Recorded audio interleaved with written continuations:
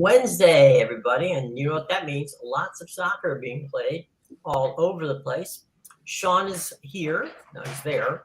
That's Sean. Amadeus is down there.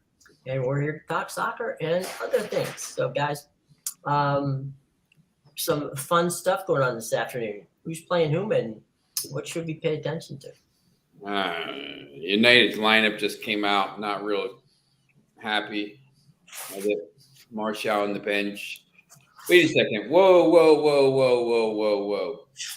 Martial and Weghorst on the bench. What the hell is going on here? Rashford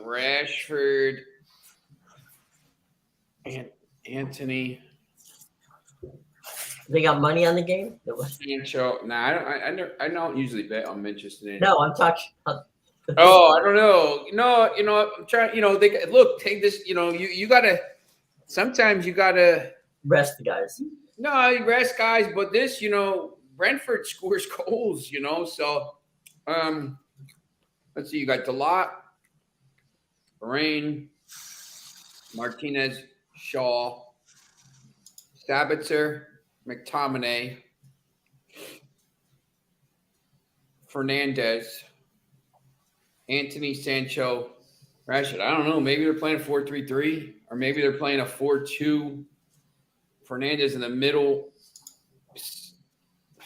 Sancho stinks, man. Sancho on the left. Weren't you pleading for him to come back like a few weeks ago?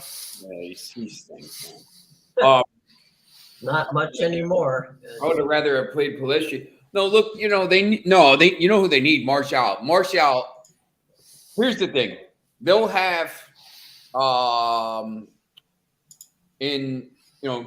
won't be this weekend. But it'll be next week. They'll have Martial back. They'll have Casemiro back. They'll have Eriksen back. So they're starting to get some players back, but it's not helping them today. I don't really love the lineup, to be honest. Maybe they're just doing what I've been saying for weeks and rocking Rashford and Weghorst and Martial's spot. Yeah, maybe. I don't know. I just wish they'd play, Pulisic or somebody. I mean, look, the Garnacho injury hurt him a lot. I think they've been banged up with injuries. Obviously suspensions. So. Well, the other thing too is that from a standpoint of some of the other games that's on the docket this afternoon, there's a lot of stuff at stake just for a midweek game. Games, I should say. Yeah, these are some very important matches for these teams, definitely, and it's only going to get harder. Like we saw the Chelsea-Liverpool match yesterday. Cashed on the draw there, but I don't know how Chelsea didn't win that match. They looked like the better team. And right after we get Jurgen Klopp already talking crap about his next match, Arsenal, and it's like, buddy, your team has looked awful in their last 5 games. They've looked awful all season. This is not a team out of form. This is just a bad team. And now you're going to go talk smack against the Premier League leaders? Yeah, good luck. Good luck. They have 12 wins in 28 matches. 12 wins in 28 matches. Arsenal has 23 wins in 29 matches. I mean, they don't even have half the wins as they've matches played. No. Look, Manchester United's got 15 wins in 27 matches. Brighton's got 13 in 27. Aston Villa's got 13 in 29. They have less losses than Aston Villa. Aston Villa's ahead of them. Wins, sorry. I'll tell you what. If you said to me right now, who's going to finish higher, Aston Villa or Liverpool? I'll take Aston Villa right now. I think Aston Villa makes Europe. They're flying right now. They've looked really minus good. Goal difference, and Emery's been unbelievable. I think if you had the teams, I would say Arsenal, City, Manchester United, Newcastle, top 4. I think Tottenham drops to 5th, maybe. I think Brighton might catch them. I mean, Brighton's going to catch them, man. The last 6 games, their schedule is complete garbage. Yep. Plus all the matches in hand, so But they're not even at par right now. Villa could sneak into that, the conference league. And I once again, you see what West Ham's doing in the conference league. If an English team goes in there, they're going to be favorites to win it. West Ham's another joke. They better watch out because all of a sudden this Newcastle team is catching fire again, and they've been scoring. They've had their chances all year, but weren't finishing. Now they're finishing. Still not as well. They could have scored like 5 against your team the other day, but I think that's an interesting game today. I think that's first goal wins. Yeah, you think that's going to be a 1-0 for either side? And I wouldn't. Newcastle's Cup final on Sunday. I wouldn't be stunned to see West Ham get a result today. I don't know, man. West Ham. I watched their last match. I was on They're them. terrible. That was pathetic. I was sweating the whole time. When a team plays like that, from a betting standpoint, do you stay off them for a while? It depends, right? Like, you got to look into the history. West Ham they've performed poorly in the Premier League all year, and now they got that win, which was huge. But now they got to play today. They got to play on the weekend, and then the Conference League starts up again next week. So all of a sudden, the schedule is very condensed for them again. They've already shown they haven't been able to handle it well, so they kind of have to pick and choose their matches on which one they want to play. And I don't know. Newcastle's just a team that seems to be on fire right now. I don't know if you would really want to take West Ham against a team like that. I would say, let me see what we got here for little odds. What do I have for West Ham and draw? Not even worth it, to be honest. West Ham and draw is -160. Not even really worth it. I'd rather take a chance on West Ham at plus. Let's see what West Ham draw no bet. Plus 138. It's not terrible. Manchester United line just keeps going up. I don't understand. The lineup came out. Manchester United has 2 of the next 3 games on the board, which is crazy. And they got the Everton game on Saturday. The good thing for Manchester United is they have it in front of them. There are 2 games. What are they? They have to make up 2 games on Tottenham. By the time Tottenham plays on Saturday, Manchester United will have played the 2 games. And then Tottenham has Brighton. And then, there's still, then there'll be a match in hand. But, if United can go out and win both games, and then, same thing with Newcastle. Newcastle plays West Ham and then Brentford, two kind of toughy games on the road. And then Tottenham's got Brighton. If Brighton can get a result against Tottenham and either United team, Manchester United or Newcastle gets, 2 wins, all of a sudden there's a gap again. So, it's there for those teams. I think for Tottenham, I just let me pull up their schedule here. I looked at this before. Tottenham plays Brighton, then they play Bournemouth. And then after that, because they've already played 29 matches, so they only have 9 matches left. It's Brighton and Bournemouth. Brighton's tough. At Newcastle on the 23rd. Manchester United on Thursday the 27th. Liverpool at Liverpool on Sunday the 30th, which is basically probably their season there. If they don't win any of those, I think they're in a lot of trouble. Palace, who's playing better. At Aston Villa, who's flying. Brentford, who's playing well. And then at Leeds. I don't know. I mean, I don't know how many of those matches they win there. Yeah, it's definitely gonna be a tough road to the end of the season. So the only thing about those teams, they're not, Manchester United's still in both the cups. They got to play Brighton on the 23rd. They got to go, right after they play at Sevilla. But, when you look at Manchester United's schedule coming up, they have, should know this. Brentford today. Everton on Saturday in the early game. So they play Wednesday and then they play the early game Saturday. Which they win the games at home. They're all right. At Nottingham Forest after the Europa League.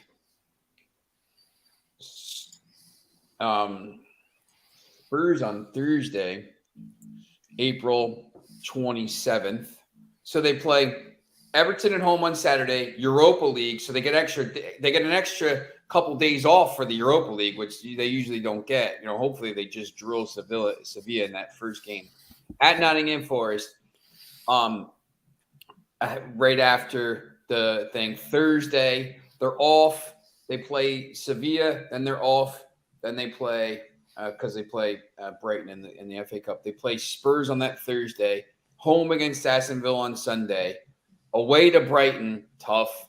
Away to West Ham. So they play at Brighton, at West Ham. In Europe, Wolves, Bournemouth, Fulham. So, if they can get to Sunday, May 7th at West Ham, Wolves, Bournemouth, Fulham, with West Ham still in Europe as well, I think they'll be okay. But, I don't know. They got to get to that point. But once again, if they win the Europa League, it doesn't really matter because they're in the Champions League anyway. Right. Yeah. What about the other leagues? I think Frank Lampard has accepted the offer to take charge of Chelsea on an interim basis. He will be the manager until the end of the season. Yeah, I don't know about that one. The team seemed very In pissed the water off. anyway. Yeah, they're dead. They seemed very rattled that Potter was sacked, and honestly, I don't know. I don't know about this team for the rest of the season. They can still win the Champions League. I don't think they will, but this Barcelona Real Madrid match today is very interesting.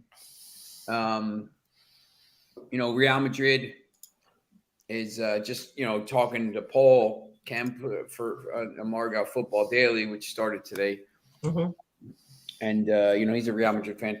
He thinks they win. I actually think I think they win the game today. I don't know that they win the tie because they can obviously win the game. It's one. They're down 1-0 when they lost at home. They could win the game by a goal today, but lose in extra time or lose in penalties, whatever it is. But they have nothing to play for in the league. The league's over. So, I think they kind of go out. I think they go out today and play well. But I just don't know with them. I mean, they're all over the place. And the other thing, this Barcelona team, I don't think they're any good. Like they're leading La Liga by 12 points right now. Manchester United beat them in the playoff, and they're my team, but they're not top elite level. They got knocked out of the Champions League. They got knocked out of Europe. I just don't think they're that good, but they keep winning these games and they don't give up any goals. Well, they've beaten Real Madrid in the last 3 straight meetings as well. So yep. Either Barcelona's got to be some kind of good, or Real Madrid is garbage as well. I don't know how good, man. I don't know how. I'm telling you, Chelsea has a chance in that tie. Once again, I think Madrid wins because Chelsea's a mess, but they're a very up and down team. They're the four Champions League ties. 3 of them are coin flips. You could argue all 4 of them are. Especially after AC Milan, beat Napoli. But the way they beat them is probably the worst thing they could have done in that thing going into the Champions League. Especially since Osimhen hasn't been in either meeting this year. Yeah, if you just beat them 1-0, maybe it would have been oh, okay, but you just pounded them. So they wanted to send a message: we're here. We'll be there. How'd that work out? It's interesting. We'll see, but the city of Bayern Munich, I think, Bayern lost yesterday again. That team's a disaster. Did they? I haven't even been watching. Yeah, they lost 2-1 to Freiburg. They're a mess. I had them I picked them on that show. I had Aston Villa yesterday. Same. And that was one of these things. Hold on 1 second. I got Aston Villa was a good bit. Yeah, that it was funny because Leicester City got a red card, and it was the most unfortunate timing because Shrewsbury was about to be taken off, and right before literally the next whistle they were going to sub him off, he goes and picks up a second yellow card. So he found his way off the field, not the way Leicester wanted him to, though. Well, he did the best he could. Yeah, and All he did. Chelsea and Liverpool had that 0-0 draw, so now the last 4 straight have been 0-0 between those two. So there you go. yeah, definitely some interesting scorelines. So, what about the situation going on in France? I know that we've talked about Paris Saint-Germain is not having a good time. Yeah, they actually, the French league right now, I think it's the French Cup is today and tomorrow, so they don't play Ligue 1. They never play in these. They rarely play in these crammed schedules. Like, you always find there'll be a midweek where you got the Premier League, the Bundesliga, La Liga. They all play on Wednesday, and then Ligue 1 is just by itself on the weekend. Nothing midweek, but yeah, they play. I think they come back on Saturday. And yeah, it'll definitely be interesting now that they're not in Champions League, so they only have the league to worry about. But they better start worrying about it because they keep screwing it up. Yeah, Marseille's a good team, and I said this weeks ago on the show about how when Lens was in second, I thought Marseille had a chance of coming up and passing them, and sure enough, now Marseille's sitting in second place, and they're a very good team in France. Very good team for sure. PSG is just that team's they're going to implode. Messi will leave. Mbappe will probably leave next year if he doesn't leave this summer. Man, it's just a mess. Yeah, definitely. So where does this Mbappe go to play for that team that you have a flag behind you, or where do they go? They might. I mean, if Qatar could sell him to Qatar, if Qatar takes over. I mean, he probably goes to Real Madrid. It's his dream. But, I don't know if Madrid doesn't, because of what happened last year, maybe Madrid says, you know what, we're past it. Real Madrid just signed Endrick, the wonder kid from Palmeiras. Oh. He signed a pre-contract for the 2024 summer. Yep. When he turns 18, he will be on Real Madrid. Oh. He's still very young, but this kid's amazing. He's really good for Palmeiras. So yeah, it's going to be interesting. I mean, Messi will go to probably, it looks like Saudi Arabia maybe now. He's going to go to Saudi Arabia. He's going to join up with Ronaldo. That's what it said today. Yeah, he's gonna play for the rival club of Al Nassr. They're I think what they're doing is they're bringing up they want them to be the face of the 30-30 World Cup bid for it's going to be Saudi Arabia, Greece, and I forget who the other one is. Someone else. Another person. Yeah, it's Saudi.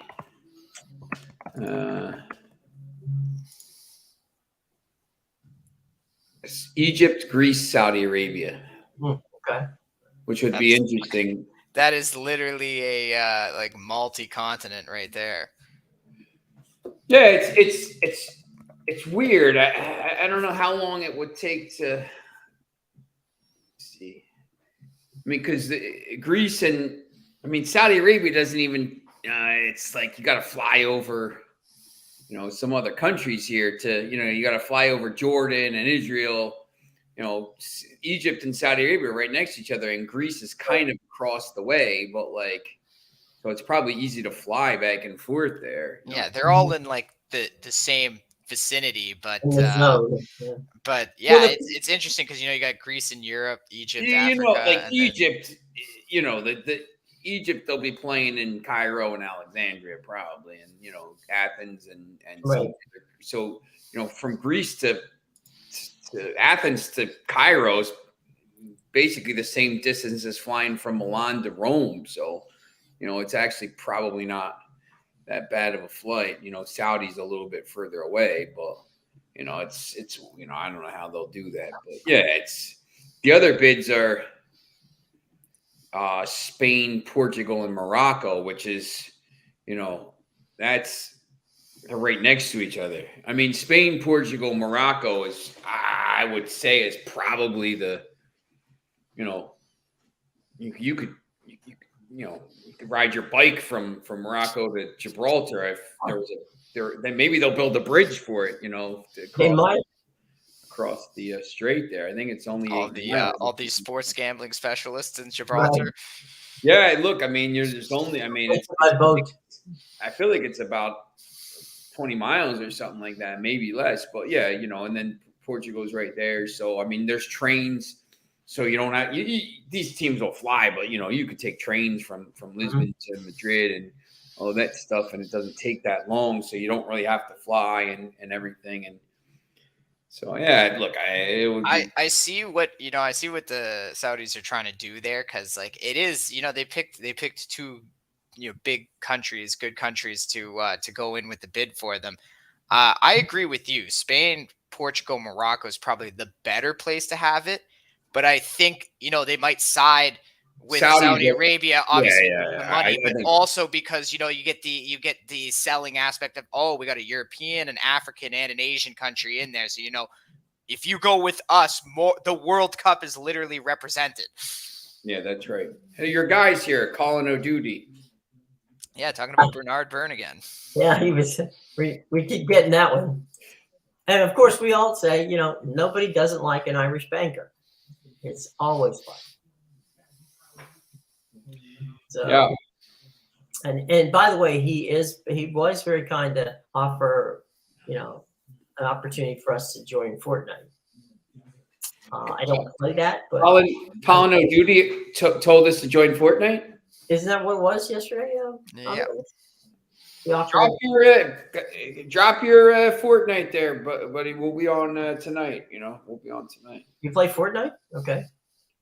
I don't, but somebody does. Well, it's worth a shot. Yeah, it's a mess, Foxy. Oh, here, Foxy's here. You could ask him. Oh yeah, Foxy. What the hell's going on with Palmeiras tonight? That was plus 130 last night. It's plus 230 today. What happened? What did Palmeiras not bring their team to Bolivia? What's going on? I even set my VPN to Brazil and I couldn't find anything on it.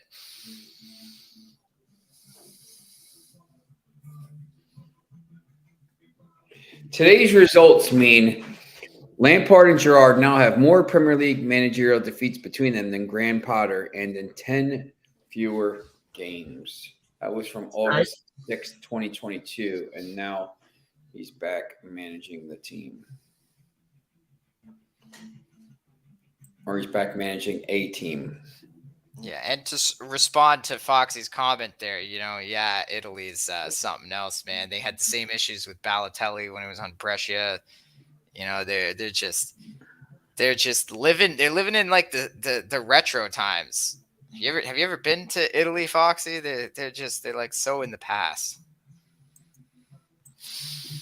How far in the past? Very, very far in the past. They're still into disco. Oh, okay. It's like huge there. I thought you were going to tell me they're still playing at the Coliseum. No, all I hear, probably all I hear is like EDM music when I watch their games. It's all that's playing in the background. Big disco crowd. We're responding to racist chants, at least so far. Yeah, I'm still pissed off about him getting the penalty at all. That was so it's just garbage, just absolute garbage end to that game. But yeah, it's definitely disappointing. Lukaku's my guy.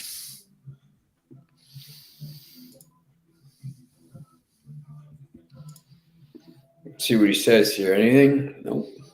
Nothing yet. Maybe he doesn't even know. I don't know. I just found it weird. Palmeiras, they were plus 130 yesterday. Yeah. And then by 2 a.m, I went to go look at it, and it was plus 230. Oh, I gotta run to my game, so I will see everybody tomorrow. Take care. All right, I'll see you later, Sean. Amadeus, I pulled up some of the Masters odds. I thought we could play a little, a little fun and see what's going on. Yeah, let's end it off with some Masters talk. Right. Jason Sobel, these are the Action Network guys, picks John Rahm. Chris Murphy has Xander Schauffele. Matt Vincelli, John Rahm. Spencer Aguilar, Rory McIlroy. And Tony Finau is in there. So best long shot, Shane Lowry, Justin Rose, Patrick Reed, Alex Nowen. That's what they say.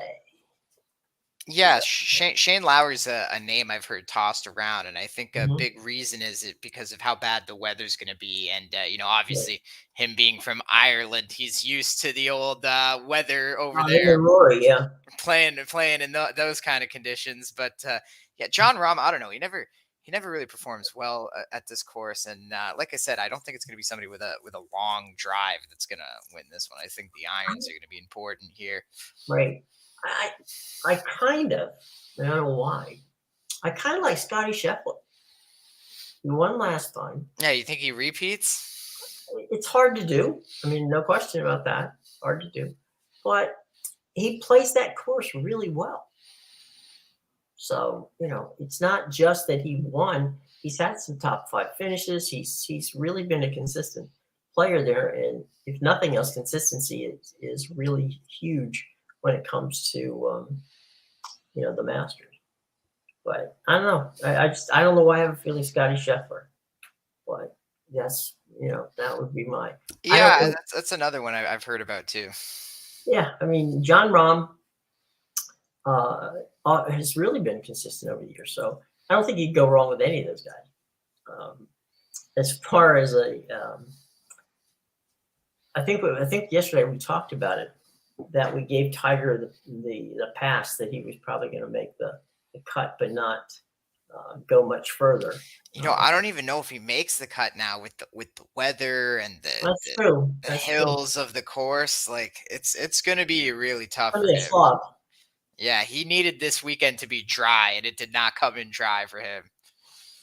Well, the other part of that equation is anybody who's ever been outside. It happens even in down in Augusta, and that is that wet grass, you'll slide on it, and even wearing golf shoes, it's gonna be a problem. I don't know with his bionic legs if he has any arthritic issues with the weather, because that can sometimes be a problem.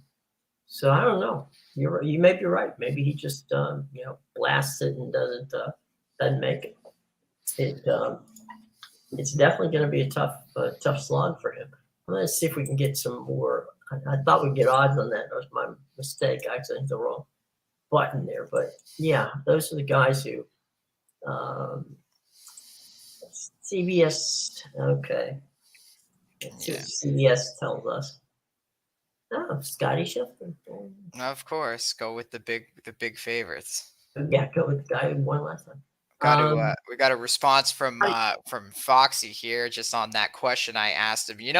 That's interesting. I was thinking maybe it was the altitude, because as far as I can see, everybody's coming to play for Palmeiras tonight. So I had a feeling, because I know they were training in the mountains, and I was reading stuff about how the players felt good, getting used to the altitude while there. But I didn't think that a result like that, in just from seeing another team smash another team just because of the altitude, I didn't think that the odds would change that drastically. But if that's the case, I don't know. Palmeiras has such a good history in this competition. It's almost hard not to love the value with that one. Yeah, here's something. The sleeper is Will Silrakis.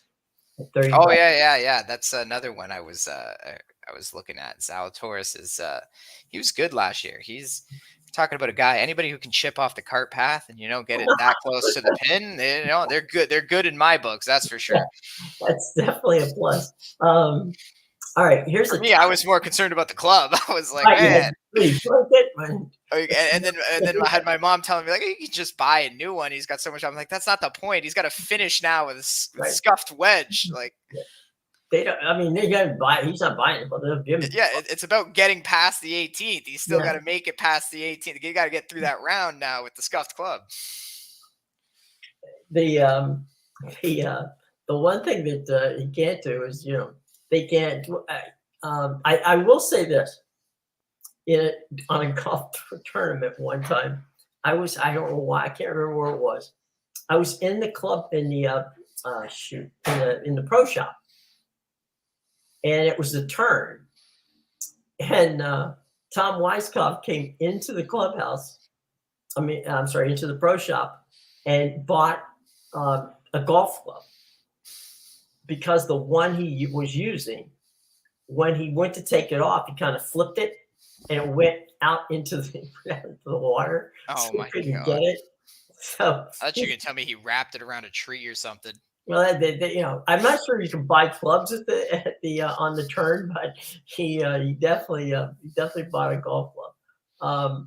Now here's top 10 lock: Colin McElroy and Corey Connors. Corey Connors, maybe that's it. And then McElroy, he's been pretty good. He ranks number 1 in approach shots. Very important. Number 4 in ball striking, tee to green. Number 8 overall in strokes gained this year. Finished in top 10 at Augusta last year. And they don't think he's going to win, but they definitely think that he's going to place in there. Yeah, I hear a lot of people giving out Corey Connors as top Canadian. So, like I said, we know how to play in that weather too. Yeah, exactly. It gets bad up here, so. Okay, so it's Scotty Scheffler versus Rory McIlroy versus John Rahm. Okay, we can play in the snow actually, so we got one up on these Irish and Englishmen coming from the dreary UK. Here's a fun one: Tiger Woods and Phil Mickelson. Who has the best, probably 2-day round? I would still got to give it to Tiger, I would think. Because Phil hadn't played. He didn't play here last year. Phil doesn't need to play competitive anymore. No, he doesn't. So he doesn't have that same edge. Right. He's just, he's taking his money. Yeah. It's like, all right, there's my gambling debt paid off. Thank God, I can just relax and golf now. Right. I don't have to worry about somebody taking me. Yeah. So, and plus, like, he's won one, right? The one for him is what's the elusive one? It's U.S. Open, PGA. right? Okay. No, he won the PGA Championship Right, a few years ago, and that was also spectacular because of his age when he won it. But yeah, I think the U.S. Open is the elusive one he hasn't gotten yet. Now here's the bold prediction from CBS Sports that Woods not only makes the cut, he finishes in the top 30. I think that might be stretching it a bit. I guess we'll find out. Yeah. Yeah, I don't know about that one, but okay, here's one. The top live golfer in the tournament: Dustin Johnson, Patrick Reed, or Joaquin Niemann. What about Cam Smith? Doesn't say Cam Smith. Oh, wait. Is he not a live golfer? No, you're right. Cam Smith is there. Okay, yeah, I thought he took that deal at the end of the year. He was so like hush about it during the season, and then like, as soon as the season ended, he was like, "Yeah, I'm leaving." Changed drastically. Yeah. I just had to bite my tongue for the rest of the tour, but we're good now. The season's over. I'm leaving. Take my money, go. I'm cashing the invoice. Well, I mean, come on. You're talking about generational cash there. Yeah, he's good. His children are good. He's got his life set up. Yeah, all he's got to do is make an appearance, swing the club. That's right. You're not even golfing. You're just showing up and swinging the club. Just whacking it around the field. Yeah, that's. I keep going back to Tiger and Phil. That's just intriguing to me. Lefty, and funny thing, is Mickelson was such a loved golfer. And, suddenly he's turned into, the guy with the black hat. I mean, it's just one of those, for him. But, it's going to be, today was the par 3 championship. And it's always tomorrow will be it's Nicholas, Gary Player, and I can't remember the other guy. They always have the 3 oldest living, which I guess you can't have dead ones, 3 oldest living players who can play the tournament, and they may not play it, but they'll just the ceremonial first tee off, and so those you get 3 of those, and then you get the defending champion. So Scotty will tee off with some legends there. Oh yeah. So Foxy has something for us here that he wanted to know. Oh, I see. So they have left. So yeah, see, it's hard for me to find that information. Thank you very much. Yeah, it's always good to have Foxy as our research and development person. Yeah, he's our residential South American soccer expert. So there you go, and he will forever be. Yeah. Okay, so here's the present weather, and it's 86 and rain. That's about as muggy, my friends, as it gets. Tomorrow, Thursday, Friday, Saturday. All right, it's going to rain. And here's the fun part. On Thursday, it's going to be high of 84. Friday, you drop to 76. Saturday and Sunday. Saturday, it's raining. 51 degrees is a high. And Sunday, 60 degrees is a high. So, man, oh man, oh man. You make it through Friday, Saturday and Sunday's going to be a son of a gun. If you got rain and wind and cold, just for the record, because it may happen, Monday is 66 and it won't be raining. But man, rain on that course, it doesn't rain. It's gonna be a rough one for sure. Yeah. And they only have 12 they only have 12 bunkers on that course, which surprises me. Yeah, it's a lot of trees, I guess. Well, a lot of trees. I think if I'm not mistaken, the thing that first of all, if you have a hook of any sort, that's a problem there. I don't know, it's just weird, but that's it. I would say probably the thing that freaks me out if I were to play that course competitively, because I can't play, nor can I play competitively, would be the greens. I mean, those things are just, it's like putting a golf ball on a sheet of ice. You're just putting on, the speed is just ludicrous. I mean, crazy fast. Now, that being said, if it rains, all bets are off on that, because that's going to take the speed away. So, yeah, that may help if you don't putt well. Oh yeah. But if you putt well, then you have to worry about it. Any baseball tonight that you're looking at? It's not the best card. I mean, all the games have pretty much started too. There's a lot of them have already gone. All the good stuff. I tuned in to the Nationals and the Rays twice. The Nationals were winning 5-4. I knew that was only temporary. Then I turned back in. It was the 9th inning, and it was, I think, 6-5, the Rays. I'm thinking, oh, this is pretty good. Maybe they'll never know. And they put in Kyle Finnegan, who promptly didn't get anybody out and gave up 4 runs. So for those of you who were looking for the over in that game, you're welcome. Mr. Finnegan made your life much better. Man, Tampa Bay's 5-0 and going for 6-0 today. So Yeah. you know, they're streaking away with the division. But anyway, crazy days, crazy nights. What happened with your Jays yesterday? Hey, Kikuchi, it's going to be their best starter this year. Yeah, It's going to be their best starter. Looked he's good. the guy. He's Yep. the guy. Yeah. Hey, look, you know, we said it the other day. Anybody who has an ERA south of 5 is going to be a good pitcher on the Jays. Yeah, pretty much. There you go.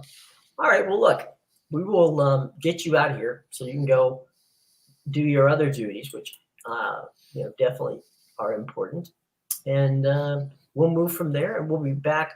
I won't be back tomorrow, but Amadeus and Sean will, and I'll see you guys on Friday. Okay? All right. Till then, take care, everybody.